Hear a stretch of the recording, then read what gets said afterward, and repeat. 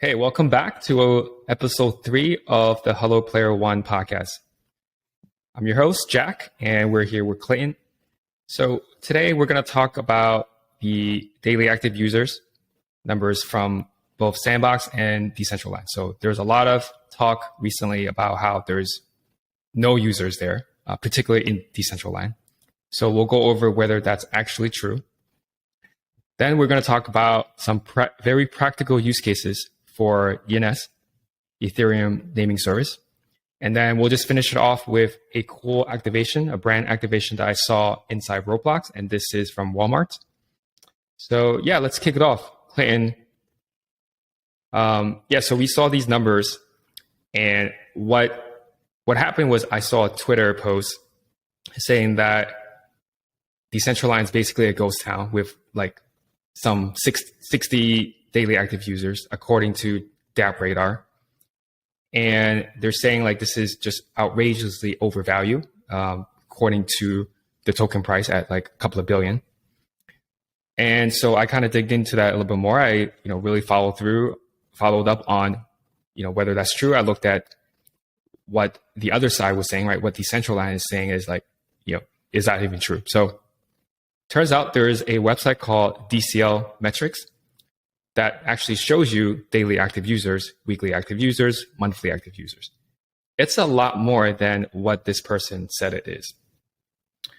So the DApp Radar, the way they calculate user is interaction with a contract. So, when you're signing in, when you're logging into Decentraland, you don't have to necessarily log in with your wallet. And even then, I don't even think it's like a contract interaction. So it's not a great indication of total active users. So I went into Decentraland myself, play around with it. And yeah, like there's not that many users. I would agree, but there's a ton of users playing poker. So when you first land into Genesis Plaza in Decentraland, it gives you different places that you can jump into. And it's changed a lot in 2 years. I remember when I went in 2020, it was very different. Like you land and then it's completely open. Now it's much more of a curated spot where they tell you or they suggest to you where you want to go and visit. So poker, there was like 200 something people at the same time that were playing. I jumped in, sure enough, yes, there's a lot of players playing poker. So how are they curating it in terms of like, you log in the Genesis plot and then you're going to like they have a billboard or something that you say, hey, This is okay. It looks very similar. What was that? It teleports you then? Yes. So that's interesting because I remember when I first looked at DCL, like back in 2020, you log in, right? You jump in, and then you're in Genesis Plaza, and then you're like walking around. And I remember you would like walk for a long time, and you wouldn't see much. So that obviously is not a great user experience because the plots are like, people build on plots that could be very far away. Some landowners didn't build anything, right? So you would walk through plots that are empty. But with this curated experience, you can't even move out of the Genesis plot. That's what I saw. You have to basically go through these curated experiences. And so it works very similar to Roblox. When you go in, when you open up the Roblox dashboard, they have featured games, like new games, that kind of stuff to suggest to you where how you want to play. So that's what's happening in DCL right now. So there are players. It's definitely not 60 a day, or whatever that outrageous number is. Assuming it's definitely more than 60 for sure, is what you're saying. It's around. So DCL Metrics says that it's about 7,000 to 9,000 a day, daily active users. And that's a real. I think that's true. Are they legally required to give accurate? I'm assuming yes. So the DCL Metrics website, it seems like someone else outside of DCL created it. Independent of, okay. It's to DCL's advantage to provide those numbers, right? As long as they're good, yeah, or better than 60. Yeah, I think that's a decent number. Yeah, it's very early. And when they're curating it, like, so when you jump into the Genesis plot, how are they curating? Like, I know they have a billboard, but it's like, if you like gambling or this kind of, do this, or do you like art? Go here. Is that kind of how they're funneling people in? No, they're not. There's not enough, in my opinion, there's not enough experiences for them to categorize it like that. It's all just categorized based on what they think is good as a good experience. I know they have, like, they do events pretty often in Decentraland. They have Sotheby's has done the art gallery, has a plot in Decentraland. I'd be curious if they're doing an event that I'm sure they'd advertise it, I guess, in probably the Genesis plot, and then they'd funnel people that way. But if there's not an event going on, there's still art in Sotheby's metaverse. I'm wondering if they still try to funnel people to that spot or not. If nothing's going on. Yeah, so I visited one event, and then I visited the Sotheby's plot.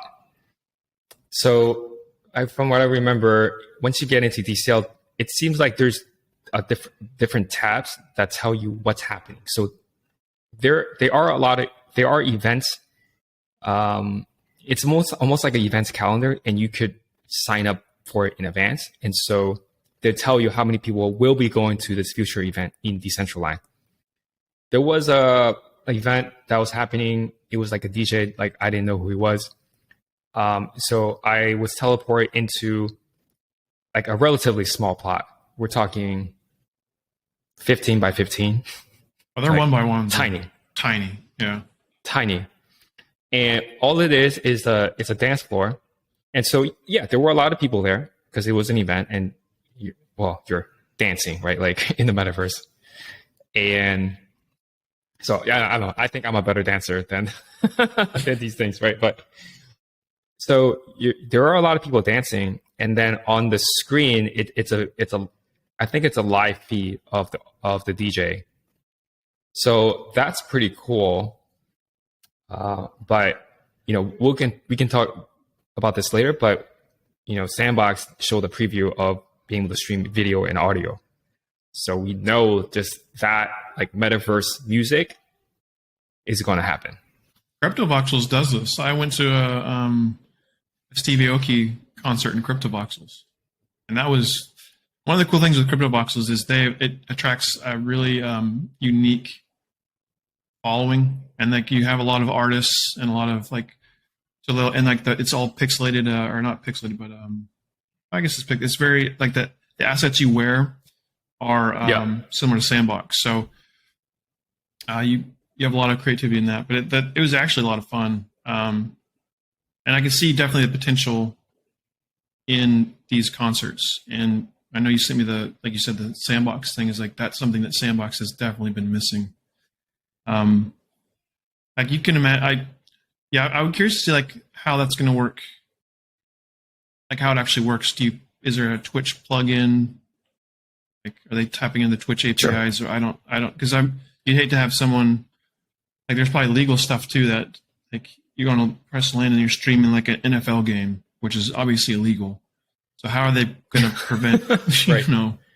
A Super Bowl watch party of the actual Super Bowl happening? So, but it's cool that they're going to be going down this path in general. They're introducing it, and then they'll figure out how to like make sure people aren't doing illegal stuff. Yeah, I just remember when I visited DCL yesterday, I was pretty impressed with the changes that they've made to make it more, to drive more engagement in the platform. So yeah, it's just cool to see, really in just 2 years, they're making a lot of changes and improvements. Do you think it's, sorry, go on, finish the thought. And they have a use case. People playing poker. There's nothing wrong with that. that's like the early adopters, and hopefully other people decide to build in Decentraland, like brands, whatever, where it would bring in other users, not just people who want to play poker, and that's how it would grow. How do you view this? Like, because I think it's fairly clear, especially in this last bull run, that metaverse was a big buzzword and topic. Assuming that, I mean, we're in a bear market now, so people are, there's probably metaverses being built that we aren't even aware of that are going to be really good. For the next bull run, do you see the progress that they made from 2020 to now? Do you think they'll be able to keep pace with the new competition? Because the way I view the poker thing is like, yeah, that's great, but it's the only place you can do that right now. But if OnCyber comes in and makes a partnership with Ice Poker, is it Ice Poker or is it Dice? Ice Poker. Ice Poker. So if they partner with them, then they port all their poker people to OnCyber. Like, people are going to go to OnCyber just because there's not the kind of lag frustrations you get with Decentraland. You have to have even if you have a powerful computer, it's still choppy as hell. Yeah. Who cares about your avatar, your full body avatar, if you're just playing poker? Like, honestly. Yeah. I mean, you never had to deal with that in full tilt back when I played in high school. It's like you just put I would put a cowboy hat dude as my avatar, but you didn't walk around with them. Yeah. So that's my concern with Decentraland is like the competition is gonna be so fierce, and I think the next bull run it's gonna be more obvious. It's kind of like crypto in general. It's like these waves, like, oh, this is a really cool idea when Bitcoin was originally done and it got overhyped, crashed. Then it had another. It's like, oh, more utility, more understanding what it is, crash. And I think that same is going to repeat with metaverses. Like, oh, like started, in 2017, 2018 with these worlds, the concept of like that, a world. And then now we had more of a clearer vision of what that might look like based on Facebook wanting to jump in. So, but it got overhyped, and now we're seeing the crash. All this stuff is coupled to the markets in general, but we see a metaverse crash, and I think we're potentially going to see another wave of metaverses coming in, and then more competition. That's why I'm still not long-term Decentraland, but I do like that they, it's good that you're saying that they're underrepresented, and that they are actually having several few thousand users, because there is a market for these poker players to play, and that's exciting, and that's definitely been. So it's just. And what's crazy is that these numbers got republished, like the bad numbers got republished by big, publications like CoinDesk. Like, it's not even true. But that's the unfortunate thing, is that the people who are writing these articles, they're not doing the research. They don't understand the metaverse like we do, or gaming really, to actually know that they're real users, right? They're just taking some number that they saw that is, a reputable company like that Radar, and they just assume that's true, but they never dig into like what is that calculating. So it's unfortunate, right? Because that does spread bad publicity for Decentraland, that, oh, there's no users. Like, no, that's not true. There's users there. So yeah. And you see, and that's and what's so Sandbox? Let's talk about Sandbox in terms of comparison with Decentraland. Like, what are their numbers for Decentraland and those things? So first of all, what's interesting is that Sandbox are going to report the numbers based on alpha season, right? Because outside of alpha season, it's not really live in a way that players can just go in and play. So I really like that method of, like, both Decentraland and Sandbox, they're now doing a curated experience. One is a little different. One is Decentraland, it's already live, so they're curating it to people, to the best experiences with the most people. Makes sense. Sandbox, they're not live, so they're curating experiences to showcase what it could be, right? It's, it's fine either way. So, so Sandbox released their numbers, like a couple of weeks ago. We're not even done with Alpha Season 3. So what they said, I have these stats in front of me. It's 39,000 daily users, 201K monthly users.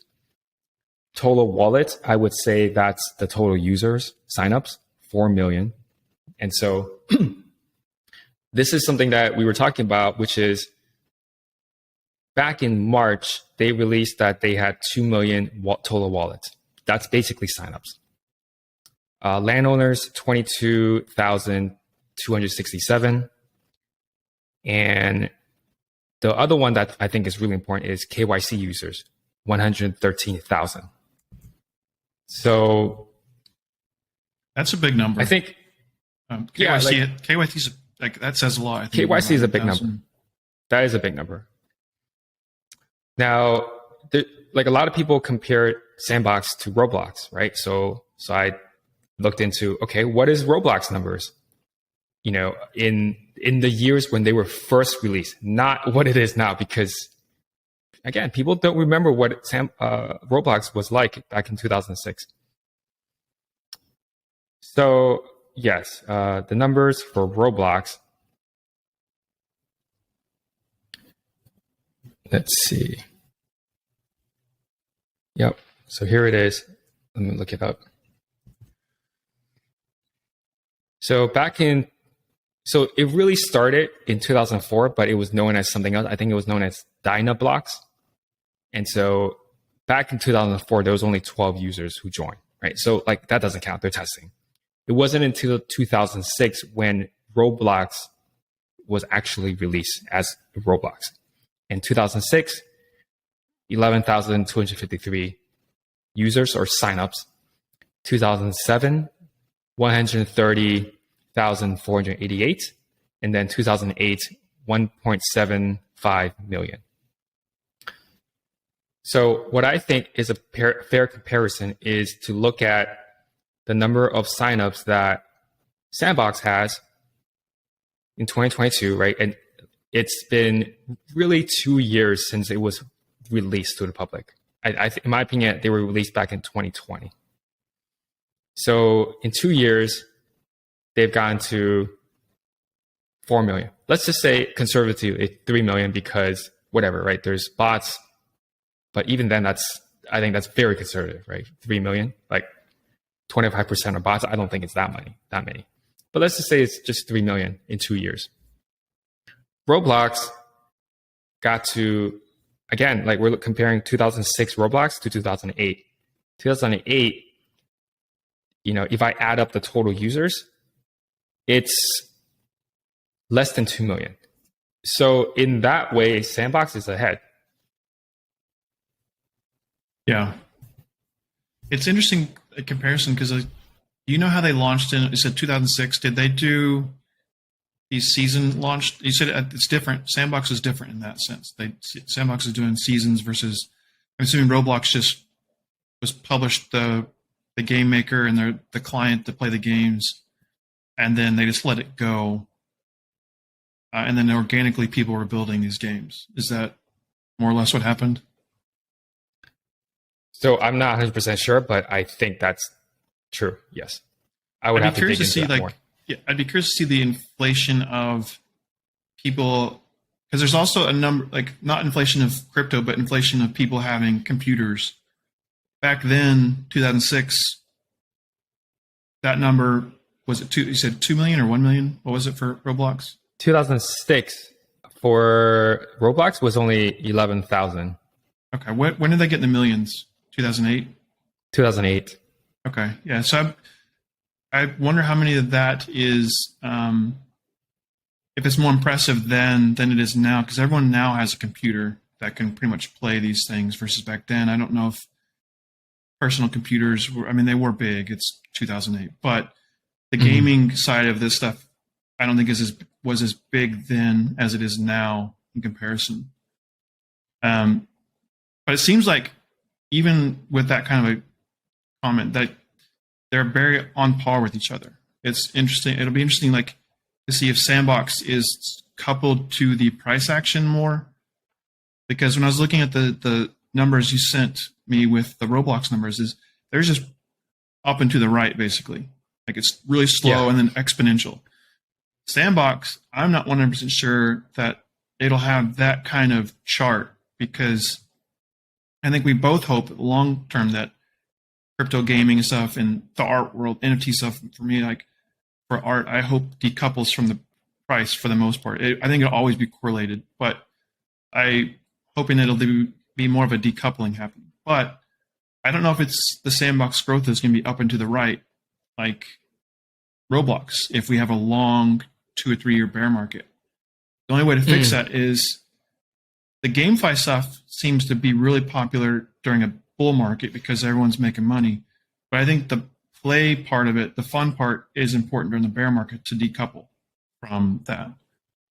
So that's the thing, is like, meaning you're getting actual value, gamers and like not fun. just Yeah, it's fun. speculators. Yeah, exactly. Yeah. So that's one of the things that's going to be interesting to see. Because I definitely agree with you. Like, I think Roblox is the Web 2 comparison of Sandbox, but it's different enough, because I don't know the age range of 2008 Roblox people, but I know the age range for Sandbox now, it's like 30s, late 20s, 30s. So, like, I don't like. There's still like, it's still a different enough, but it's close enough too. Yeah. So I do think GameFi will be the next big narrative. And I've seen, obviously C-Phrase talking about it on Twitter. And from my own observation, I would agree, because during the last bull market, a lot of companies raised money. And if and it's been, I would say like a year, right? Almost a year since almost the peak.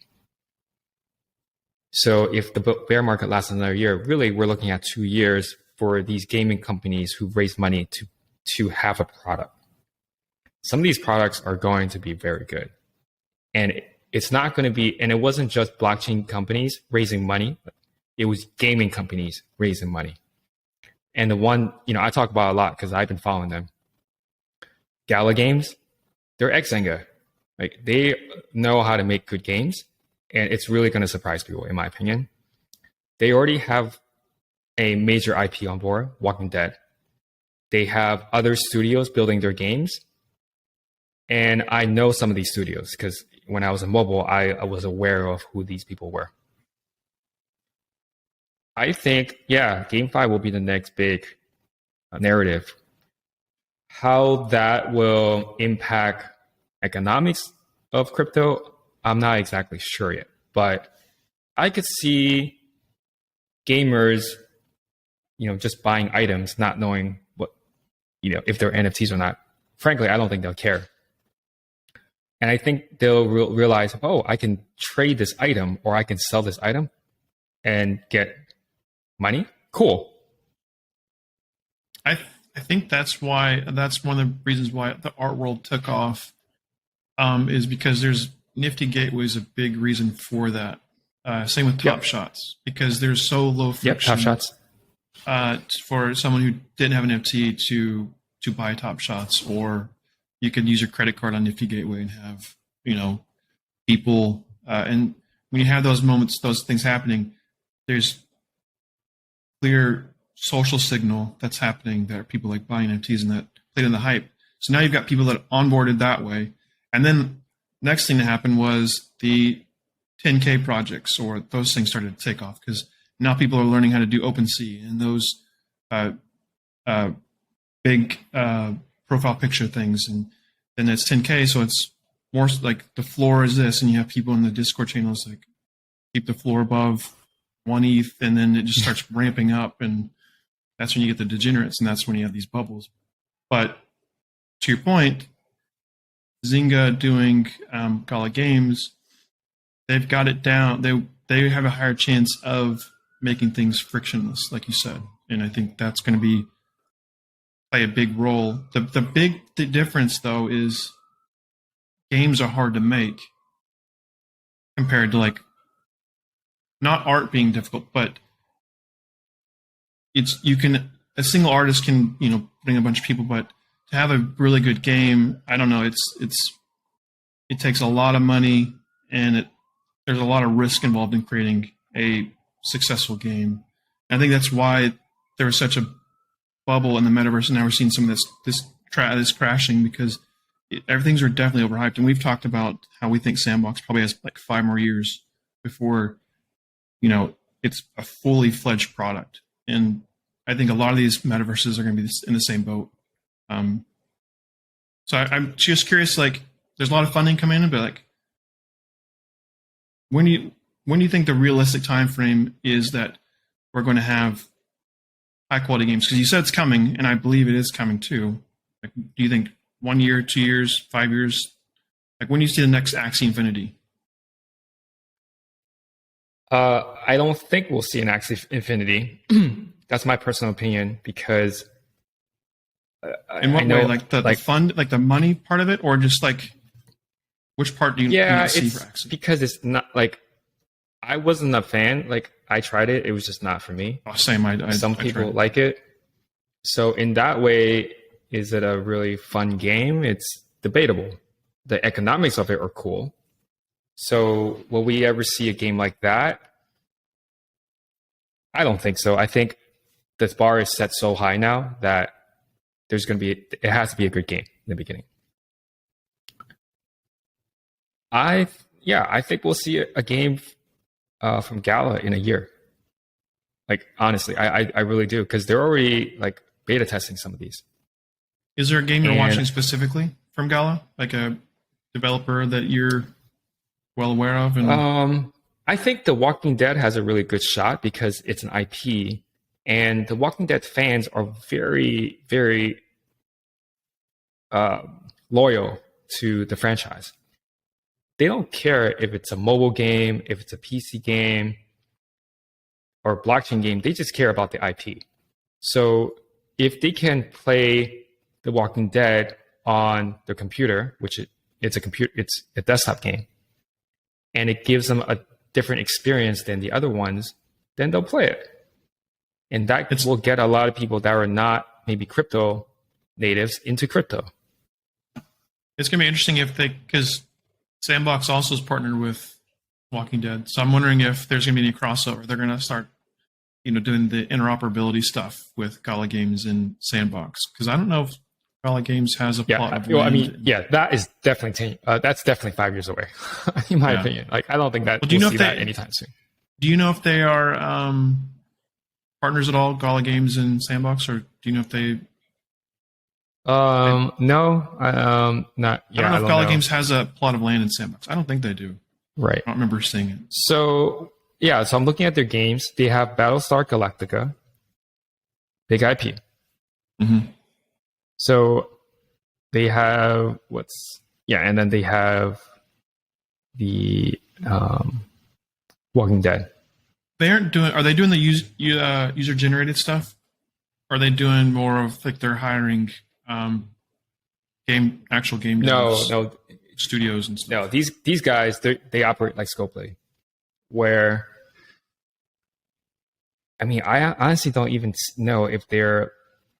Yeah, so when I just look at the games, they have the developer listed, just like Scopely. At Scopely, we didn't really develop the games ourselves. We, in a way, context, Scopely is where you worked, right? This is your company. Yeah, and so we look for good game studios that know how to make a good product, and Scopely was very good at publishing the game and monetizing the game. Traditionally, game developers are not good at monetizing their game. There's only a few that are good. Supercell comes to mind. Candy Crush comes. King. Now it's Activision King, but before it was King. They come to mind where they create their own games and they knew how to monetize their games. That combination is pretty rare. So we're gonna see games from them very soon. Do you see Sandbox being a good? I'm assuming Sandbox is doing something semi. They're user generated, but they're also working with game studios. I'm sure. Do you think that they're going to have a good monetization strategy for these studios, like to onboard more good game devs? Right. So like the Sandbox model, they're more like the Roblox where it's user generated. I think that one tends to grow faster because you have all these players that also become creators, which then grab more players, right? Who does Roblox? Do they have? I'm sure it's a hybrid right now because I read an article, or not. I saw the title of an article. I didn't read it. That it's Roblox is no longer easy for like individual developers to make a successful game. They've got it basically made where only people who put in a lot of money in the game development and can run the marketing campaign are successful in Roblox. Is that accurate, or do you know anything about that by chance? I think that's accurate because I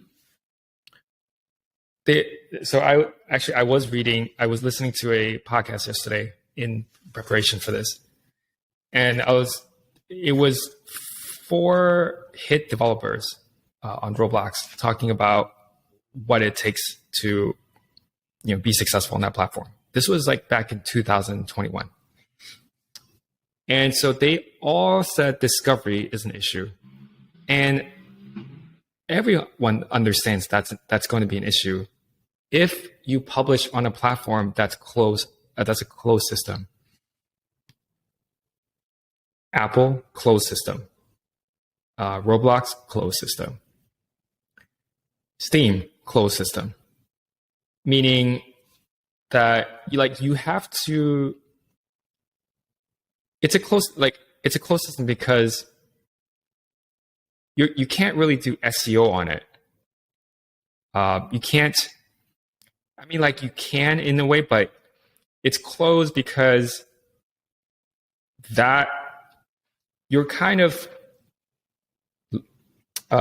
dependent on that platform to promote you, unless you do promotion yourself. And that's what we saw with mobile games, where for a lot of developers early on, like I was one of them. Back in 2011 was when I made my first game. I believe, was it? No, maybe it was like 2013. So back then, single developer, you can get installs because it was much easier. It wasn't as crowded, right? So again, it's a closed system. When you're early in a closed system, you can get by.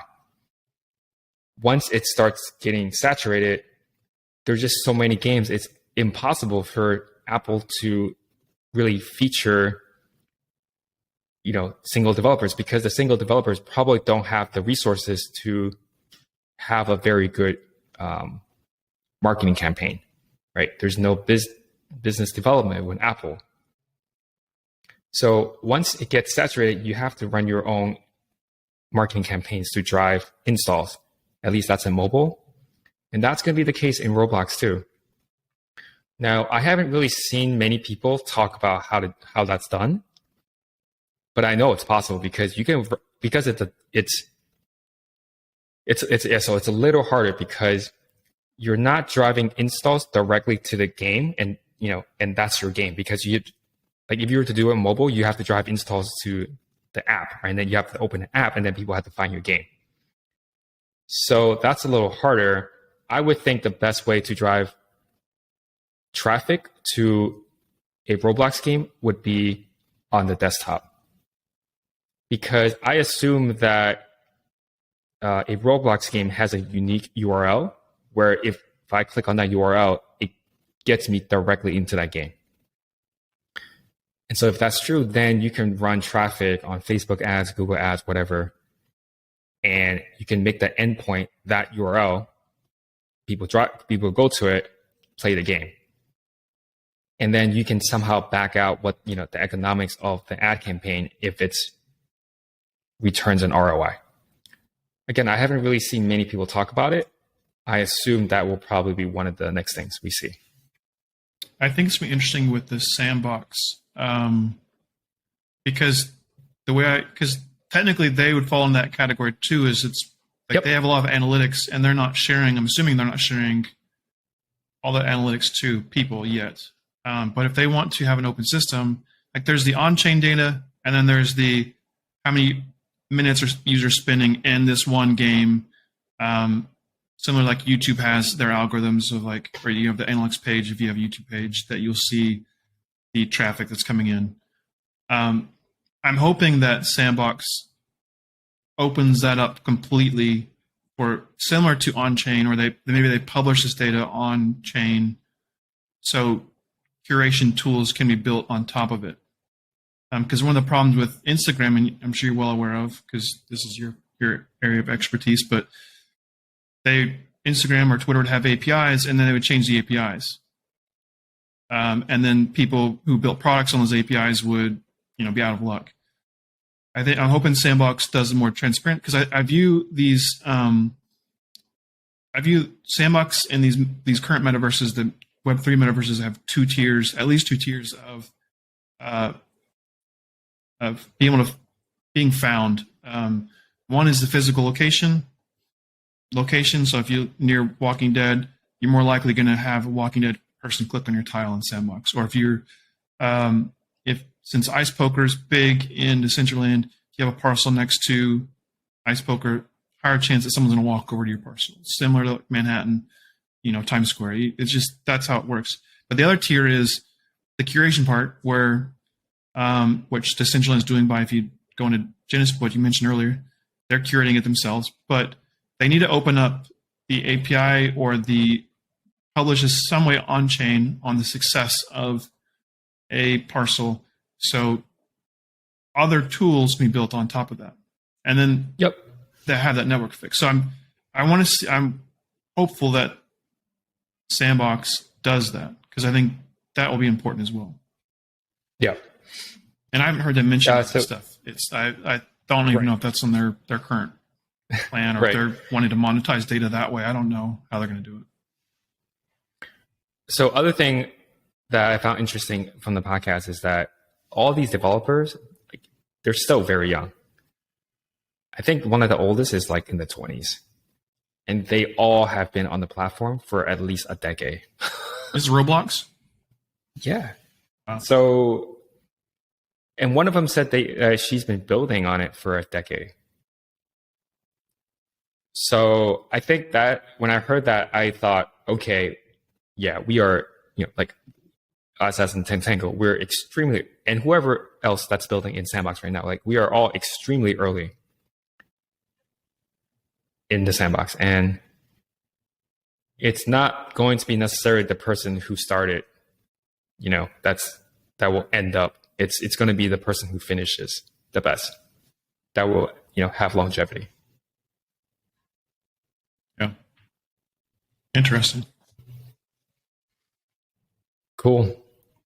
All right, let's jump over to ENS. So you're going to talk about how some of these very practical use cases.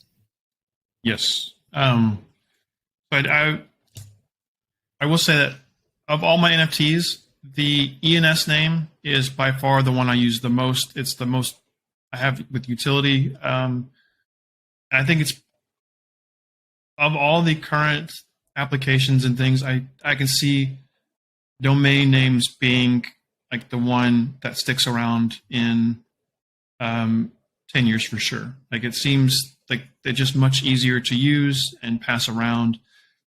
So that's kind of why I have, and I'm going to list ENS stuff, but I'm not, like, a lot of this will apply to if Unstoppable is successful in integrating. So, but right now I'm just going to focus on ENS because they've got these features built and they're integrated with platforms that I use. Unstoppable doesn't have the integrations yet. I don't believe with Coinbase. Maybe they do, but yeah. So the most common one that people use, and I believe this is what the original plan for ENS was, is a payment resolver. And what that is it's the ability to set an ETH address or a Bitcoin address or whatever crypto you want address, and the ENS name will resolve to that if you're trying to send that token to you. So if let's say I want someone to send me Ethereum, like some ETH, and I have Clayton.eth, and then what would happen is they could type in MetaMask or Coinbase Clayton.eth, and it would look up the ENS registry and find that tied ETH address, and then it would send to that ETH address the token to my ETH address. So that's much easier in terms of saying that hash address, that the ENS, the long Ethereum address.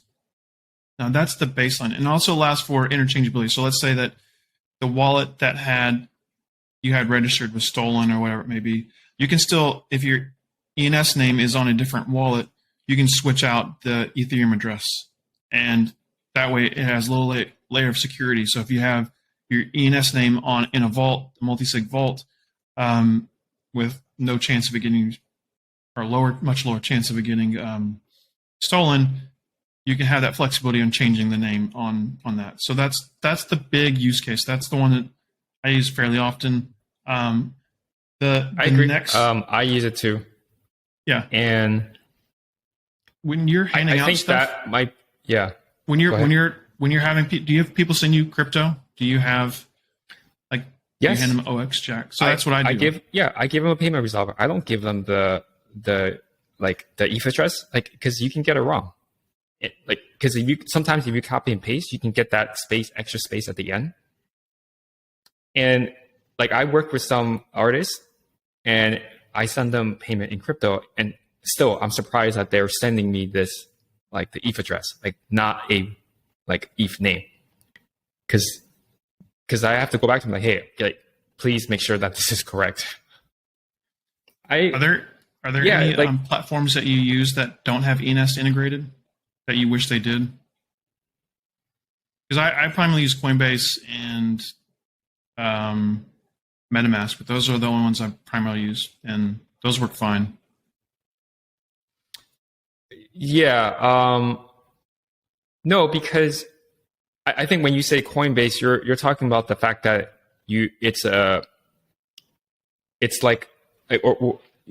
elaborate what you mean by using Coinbase. I got buy on Coinbase and I send it to my Clayton.eth. When I'm sending I type in Clayton.eth and it. Oh, I see. Yeah. So when I had my friend, I paid, I had to have a stake. My friend was in town, so we went to steak dinner. I sent him ETH and I sent it to his ENS name. So it's just easier to do this. I found that a lot of the exchanges doesn't have that ability yet. So I don't think Kraken has that. You can, if you want to deposit ETH into Kraken, they'll give you the ETH address. And of course, you can plug that ETH address into your payment resolver on ENS. And then, for example, something, payment.tentango.eth would go to that Kraken address. But I wasn't able to do it the other way around, where from Kraken to send out, I couldn't send it out to, whatever, Tentango.eth. I would have to put in the address. So I can't remember if Gemini does it, but because Kraken I can't legally use in New York for some reason. Oh, okay. Yeah. So the only ones that are available to me, it's basically, they have the highest restrictions in New York, which is of course because Wall Street and stuff. So it's we're very limited on what we can exchanges we can use, but Gemini and Coinbase are the ones, and Coinbase is the one I primarily use, and they allow for me to type in Clayton.eth, and then basically it'll wait for a second and look up the registry, and you see it'll replace the ENS name with the actual address that you want to send to in the thing, which is nice. I think this is. I feel that this utility, the payment resolver, is so simple, but it's always these simple utilities that have mass onboarding. Because once merchants start realizing oh, this is just so much better. And of course, there's a couple of assumptions that they want to take crypto. And then two, when they realize they want to take crypto, is how do I make this simpler? Then this will mass onboard people onto NFTs and ENS. And that's what Unstoppable Domains does really well, because they have, similar to like what I mentioned with Nifty Gateways, like you can buy domain with a credit card on Unstoppable. Versus ENS, it's still very difficult to, like if you are not familiar with crypto, it's still very difficult to buy an ENS name. You still have to go to ENS .domains and then figure out to have a MetaMask or whatever it may be that you have to register this.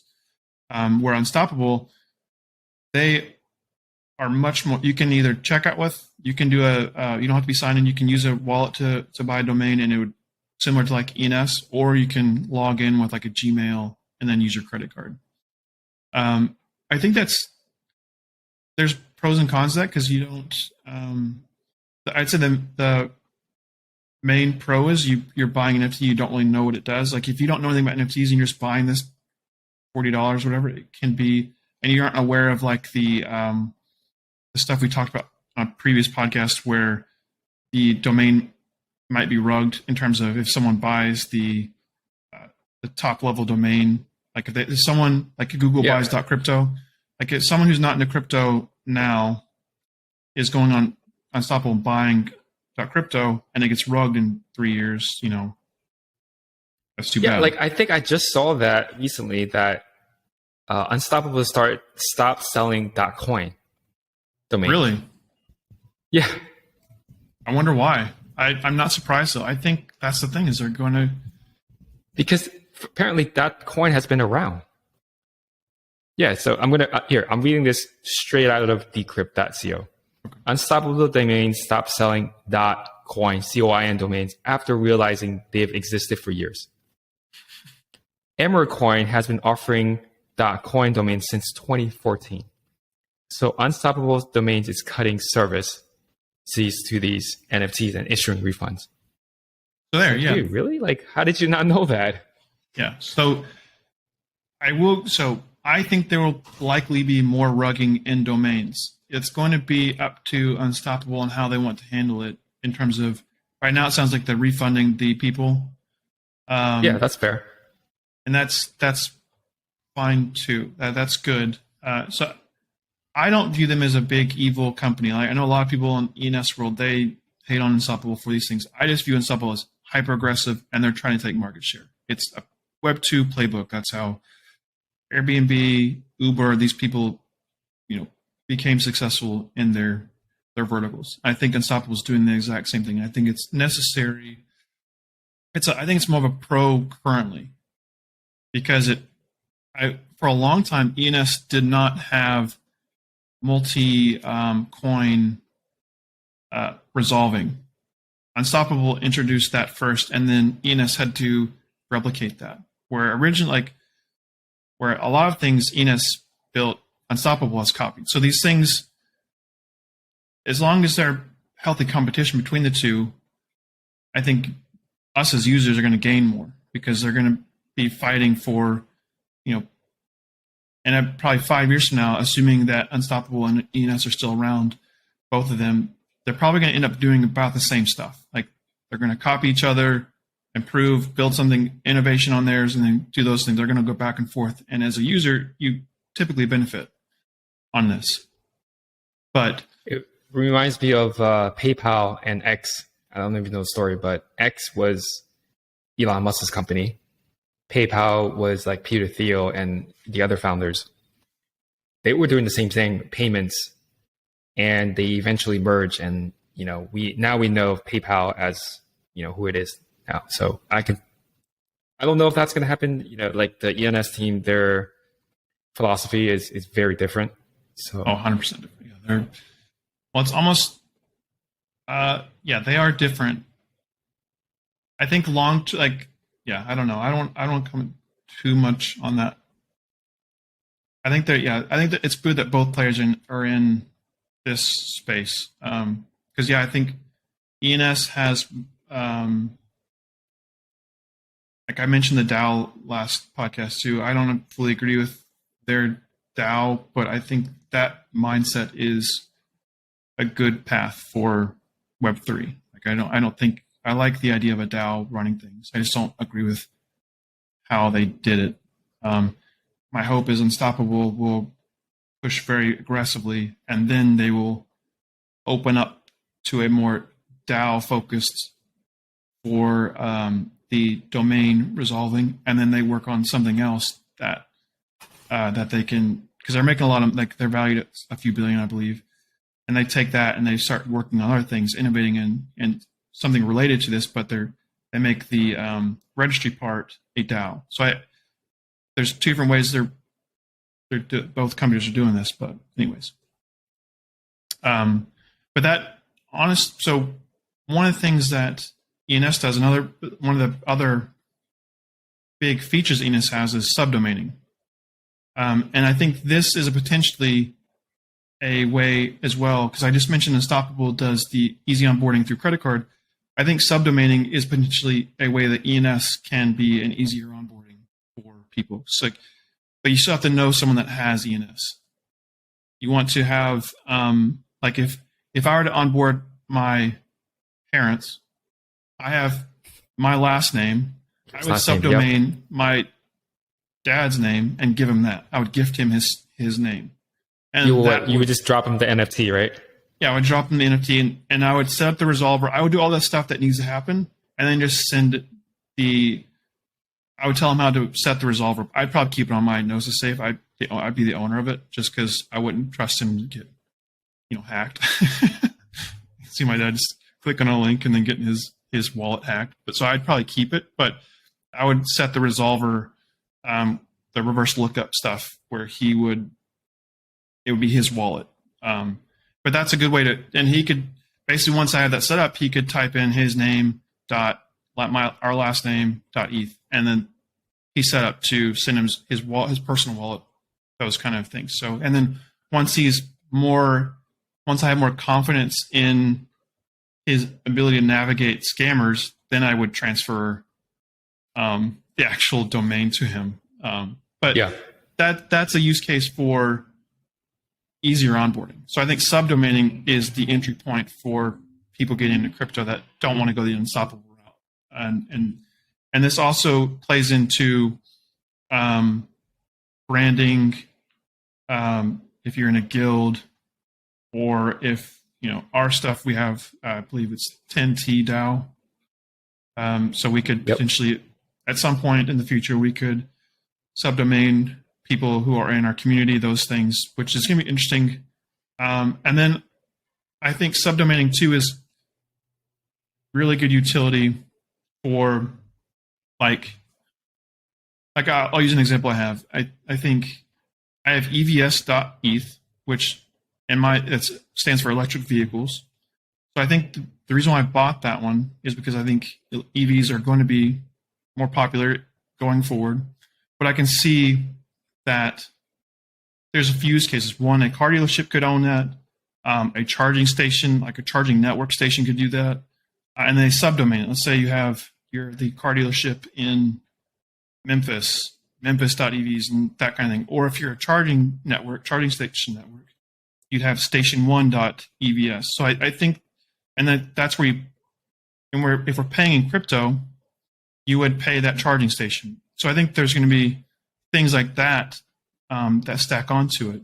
Or if you're at your company and you use it for electric vehicles, your company's acronym is EVS, it'd be like a next email, like you'd have the employee name or employee number dot whatever. So those are the real utility parts of it, outside of just the branding. So there's the utility of real utility, and then there's the branding part of it. It's like, how do you do community? And then there's the onboarding piece of it where you can potentially onboard new people to crypto.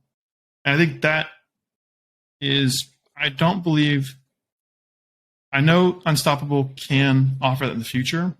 I don't believe they offer it now. I think they've primarily focused on having a ton of TLDs and then giving them a single single second level domain. So like the Clayton.x or whatever it may be. So it's different approaches of that on the onboarding part. But yeah. And then the next thing that's big is, I think, Web3 identity, which I kind of touched on a little bit, is a lot of people put it in like Clayton.eth. Like I put Clayton.eth in my Twitter handle or like my Twitter name. This was actually a rebranding on ENS once you saw like the profile picture buzz, like the popularity of it is like, oh, this is more than just a resolver. This is going to be an identity potentially for the Web3 community. So like you can set avatars as your profile picture. And I think long term, people will have their own profile. Like if you go to Clayton.eth, at some point it'll resolve to like a web page if I set that up. If you go to one of the workarounds for that is ENS has a partnership with the domain, the owners of XYZ. And if you type in, like if you were to type in Clayton.eth.xyz, it would basically be an NFT gallery, or I could list all my NFTs really? I have on that domain. So like that's one way you can see it. So that's a type of profile as well. So I think that's only going to grow in the future, and you'll be able to see like that continue to evolve and become more and more robust and more feature focused, which is really cool. Yeah, I'm looking at it right now. I had no idea you could do this. Yeah, That's you can go to cool. you can go to yours too, like xjack.eth or .eth.xyz, and it show Oh, your you have a NFTs. Doodle Genesis box? Okay. I see. Oh, you got a lot of NFTs, man. Yeah. I don't know if this is a good thing or not. To be honest. Well, apparently someone here bought a .coin, so you're getting a refund. There's probably more like .coin in there where it's like, oh, it's worthless now. But my investment philosophy with NFTs is like just got to hit one out of the park, and then I'm breaking. Yeah. I always thought that the ETH names would become almost like a gaming handle that could be used throughout games, because I'm not popular enough, right? But let's say like Mr. Beast, right? And he plays video games. Like whenever a new game comes out that offers handles, someone's going to try to steal his handle, right? And pretend to be him. But let's say all these games, they're blockchain games, they integrate ENS or Unstoppable. And you have to use your ENS to, and that's your handle. Boom, no one can steal his handle. Like, when you see Mr. Beast, it's Mr. Beast. Or some, very skilled player that you know the name of. When you see his name, you know it's him, right? So that's very cool. It's not just Web3 identity, it's like gaming identity. Yeah, and that's the cool thing. That's one of the things I'm really excited about is the portability of it. Is you have these projects, these apps that integrate with ENS. Like if you go to cyberbrokers.io and you log in and you have your reverse lookup set up for your ENS name, it'll, like when I log in with my MetaMask wallet, it's Clayton.eth. And so there's like, and to your point, is like when games are implementing that, I think it's gonna be really cool because I don't have to. It's easier for one, because you mentioned Mr. Beast, he would have his domain, and he could use it anywhere. It's also less likely that someone's gonna be scammed because of that. Because you're guaranteed that no matter what the platform, it's probably gonna be him. Or Discord. How many times have we seen that happen? Right, like someone else pretending to be someone that's like someone pretending to be Pranksy, for example, and right, if you have his ENS integrated, like it's him. Yeah, and that's one of the things I think is, I think these are going to be more powerful than the Web 2 domains, which I'll transition to the next point is there is a way that you can wrap your Web 2 domain in ENS. So we would have similar functionality as an ENS domain. Which that would be the next point is like if you own google.com, Google can wrap their domain, their top level domain, and become a google.com, and then you can register the ETH address you want to resolve to. I don't know. I've not looked at the code to see how it's done. I don't know the approval process because like you have to prove that you own this TLD from the registry or whatever in the Web 2 world. So you have to prove that somehow to ENS to say, I do own google.com. Now let's wrap it in the Web 3 world. There's a few things that's different with that is one, you still have, now you have, I think you don't have to pay any renewal fees with ENS if you wrap a traditional domain to ENS. I don't think there's any, like with Clayton.eth, I have to pay a renewal fee. And I don't believe that's the case with wrapping a traditional domain. But you still have to pay the renewal fee in the Web 2 world, or you would lose that as well. So that's one of the things like our .eth names can hold value when you can wrap any domain.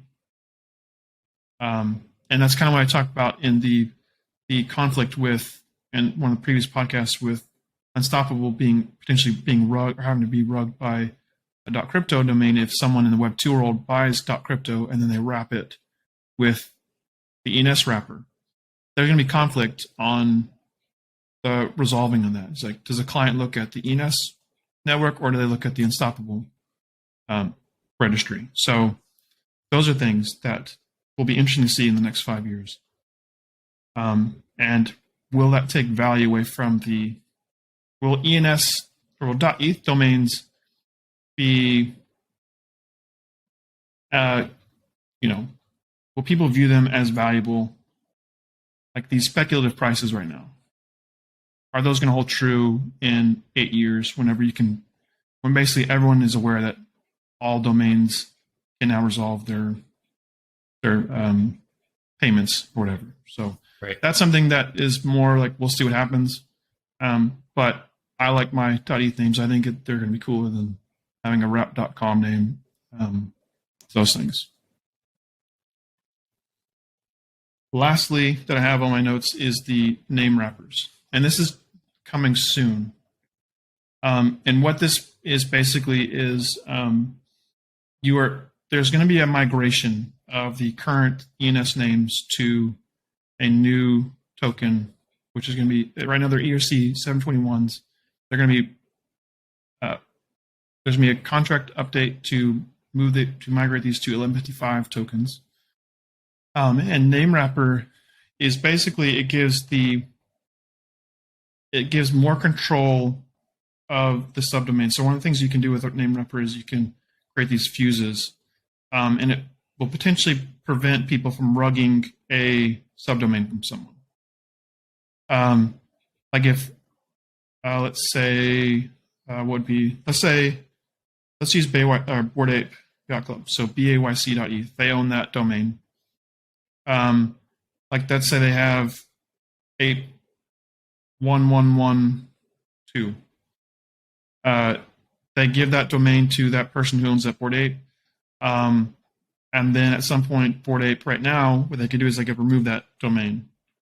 But if the Bored Ape parent, because basically in the current form, the ENS names it's the parent that has control over everything. With the new name wrapper is you have these fuses, and these will basically prevent people if set it like there's a few fuses. One of the fuses is you can no longer create subdomains on this name, or another fuse is you cannot revoke this subdomain or whatever from the owner. And once these fuses are burned, that means that you can't change them. So if they gave someone 1112, and they had the fuse of can no longer revoke who owns this, then that person who owns 1112.bayc.eth, they have confidence that they can build a brand around this because they aren't going to be rugged. So that gives a thing as well. But the overall thing. Explain what do you mean by rug? What could happen? What could a rug look like? Yeah. So let's say that Bored Apes, they want that domain, that subdomain back. They want to give it to some celebrity because the celebrity wants that domain, that number. Technically now they could say they could take that domain, the subdomain, from the person who owns it, who potentially built a company or a restaurant or those things. They could technically take that away from them. Where these fuses, they would prevent that. Like, it basically takes the control of revoking who owns the subdomain away from the parent. Yeah. So that, maybe like another example would be like a more generic top level domain like beer.eth, and then beer.eth is like the subdomain would be, I don't know, I'm just making it like America's Best, for example, and then someone bought that domain subdomain and created America's Best beer, basically, right? Yep. And they're using beer.america's best. But right now, beer that's owned by someone can take it away and give it to someone else who theoretically could pay that company more to build their brand on beer.america's best. Yeah. And at the highest level, the name wrapper is basically standardizing the subdomains to create them as NFT, like a standardized NFT. Because right now, so what happened was, the history of ENS is, when ENS was created, the ERC 721 was not a standard yet. So they had their own contract. So once the standard became the canonical way of, token transfers and creation in OpenSea, and it became the standard, there was a migration from the old contract to the new standard ERC 21s, from ENS to that. They did not migrate the subdomain to ERC 721s because it was complex and they didn't want to add complexity to the current migration. So they're still on an older token standard.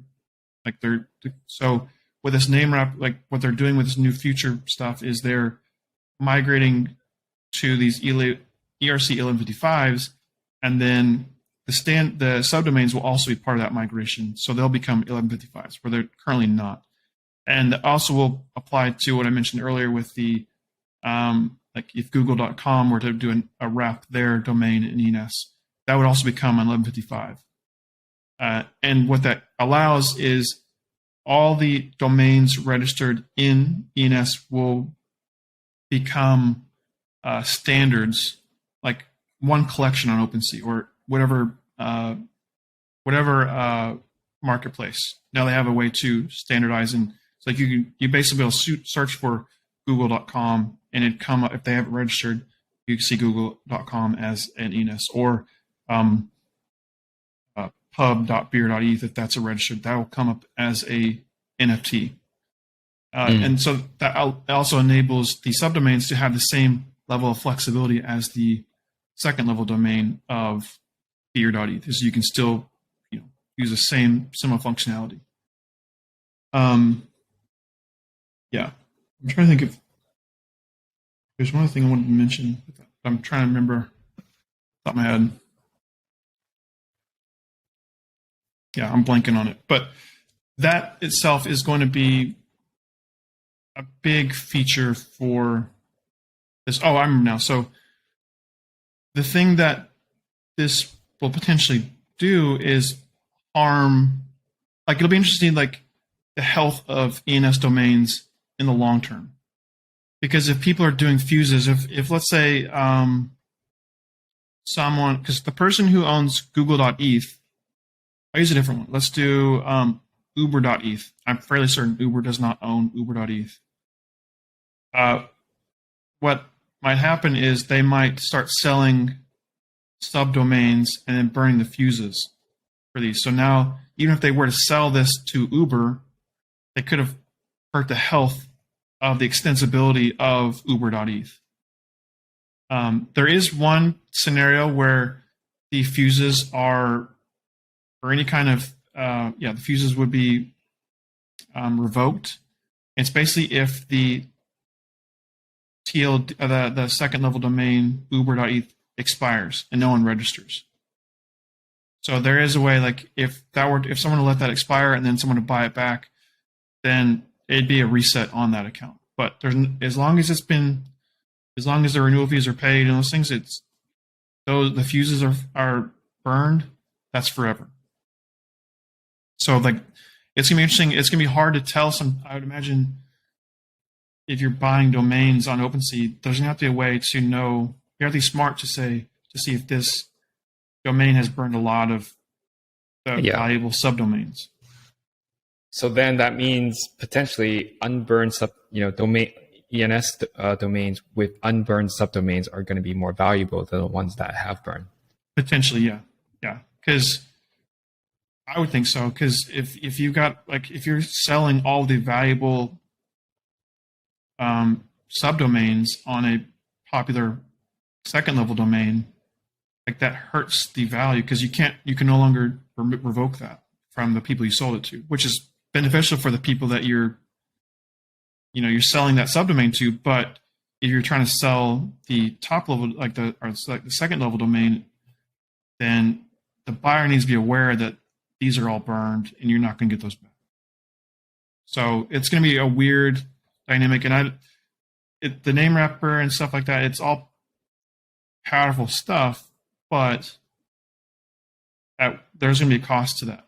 And you kind of have to hope that the ENS network is going to be healthy from that sense in 5 years. Where Unstoppable does their workaround is they aren't selling brand names or, I cannot buy Uber.x.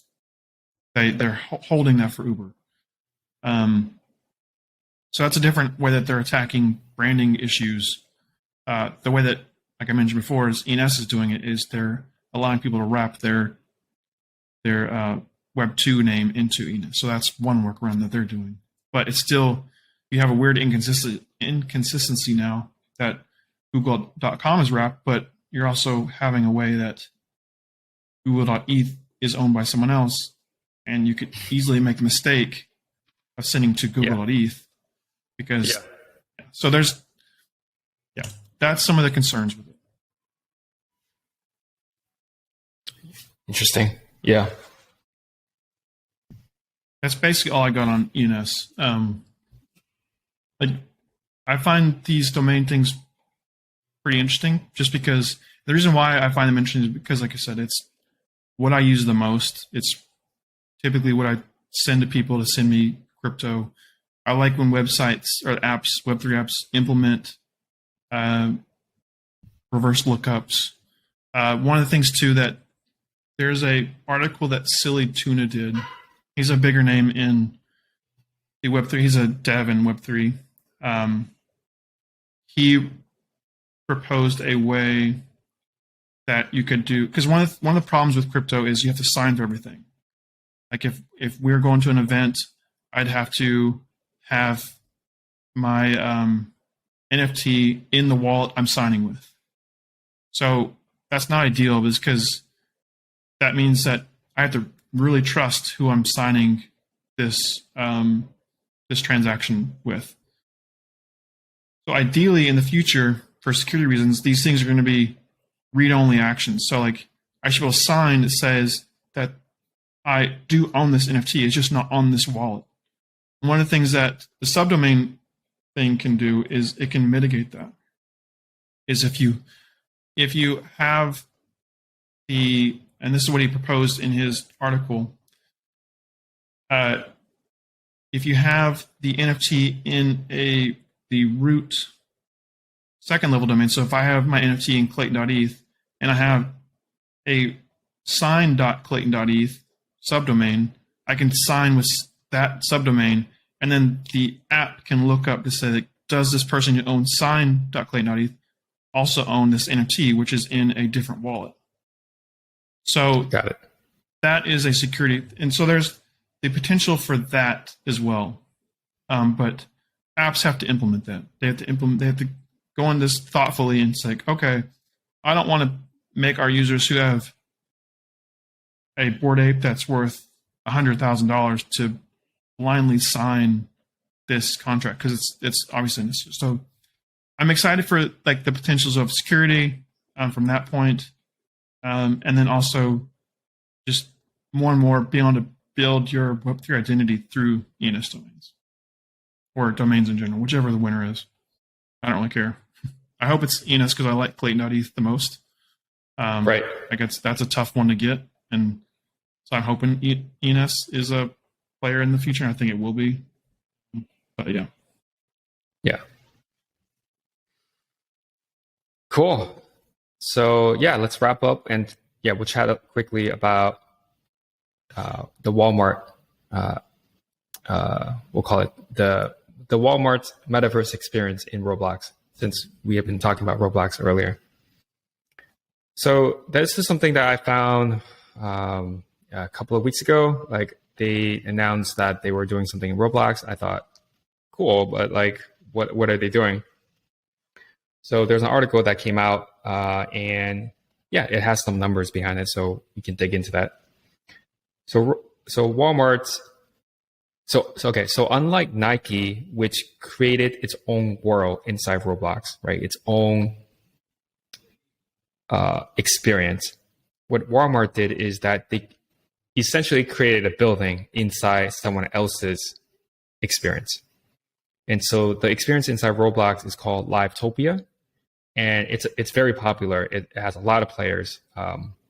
It's like this RPG town thing.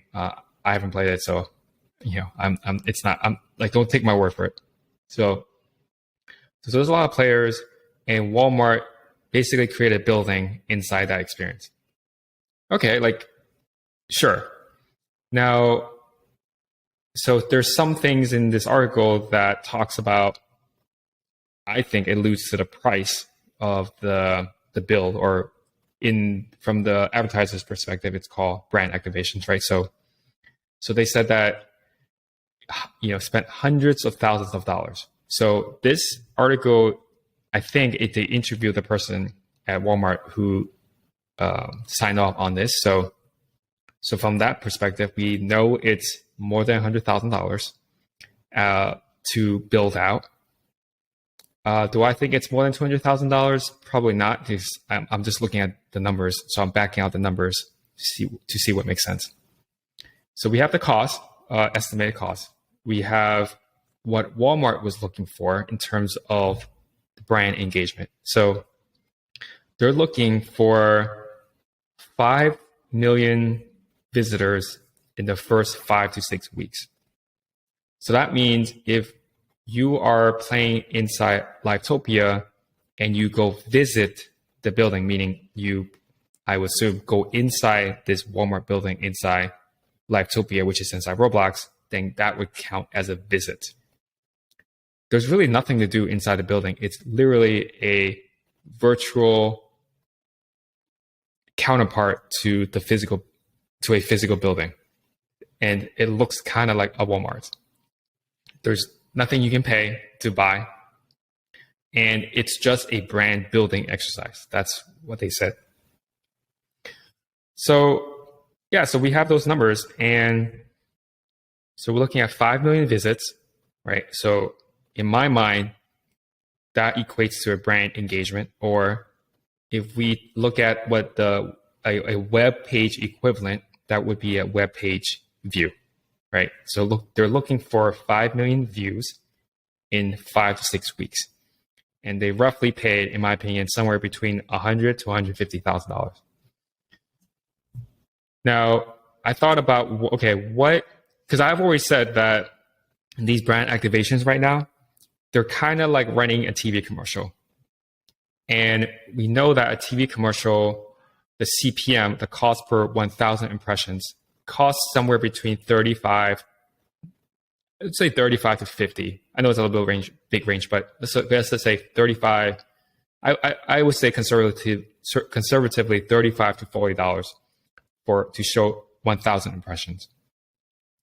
So with these numbers, if I put in, for example, that let's say the cost, right, to build this was $200,000 and they got 5 million visits, then the cost per visit is 4 cents.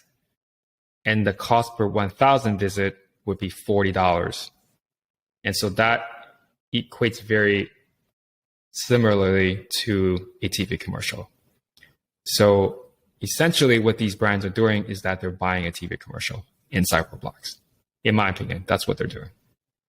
But what are they? So the TV commercial, though, you know, they're showing camping gear. They're showing, like, what are they trying to like promote in these metaverses? Just the existence of Walmart, or like, do they have pictures of what you could buy at Walmart? Yes, you know, not every, like for example, Coke, right? Coke, when they when they have a TV commercial, like you don't really need to know, like to want to buy a Coke. Like you'll buy a Coke, like when you see it. I think they're reinforcing the idea that whatever they want to reinforce, right? In Coke's example, they're just reinforcing when you buy a soda, remember that we created this category. We created the Coke, the cola, right? So there's different reasons for why brands will want to, when what message they want to reinforce. For Walmart, in that article, they said that they're trying to reach the next generation of customers. So what better way to do that than, you know, to run a commercial inside Roblox? I wonder how successful it's going to be. Or do you know, did you say it started, or they've done it, or is this live? Yeah, it started. It's live? It's live. Okay. So they have already gotten, I think, 3, let me see what these numbers are. But they got like 2 or 3 million in the first 3 weeks. So they're on their way to hitting their goal. I'm just curious how successful these are going to be. I think long term, yeah, they're going to be successful. But it all seems, I don't know. It's not, I guess they're not targeting me though. So Yeah. No, they're not. It just seems, one of the things too with the metaverses is some of these brands entering it, like they seem so out of place too.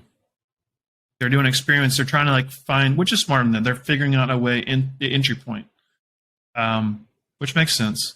It's just oftentimes in these Web 2 or like the traditional companies are coming, it's often very clunky or very superficial. And because there's a few last during the bull run there, it's like extremely cringy tweets that, you know, when like the buzzwords are like friend was big. Oh yeah, that was Pepsi. Yeah, that did that. Yeah. So like there's that kind of stuff that it really is painful to watch. But I disagree with what Walmart's doing. It seems like that's what, if I were working at Walmart and trying to expand the brand, that's primarily what I would do. I'd probably target Roblox and just try to get a feel of what you're actually building, get a feel for like kind of traffic you get, and those things, and expand. So it makes sense. Yep. Cool. So anything else you want to add before we wrap up? No, I got nothing. Cool. All right. Well, we'll see you next time then. See ya.